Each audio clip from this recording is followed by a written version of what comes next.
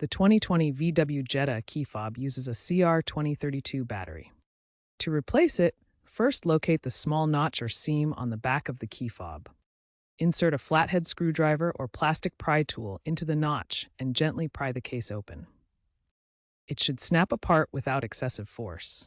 Once open, you'll see the CR2032 coin cell battery. Note the orientation of the battery. The positive side is usually facing up. This is crucial for correct installation. Make sure to use a high-quality CR2032 battery for optimal performance.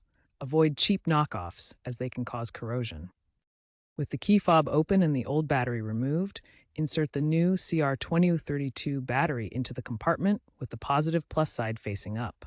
Ensure it sits flush. Carefully snap the key fob case back together until it's securely closed. Test the key fob's functionality by pressing the lock-unlock buttons while near your 2020 VW Jetta. If it doesn't work, double-check the battery orientation and ensure the battery is new and fully charged. If issues persist, consider professional repair due to potential circuit board damage. Dispose of the old battery properly by recycling it at an electronics store.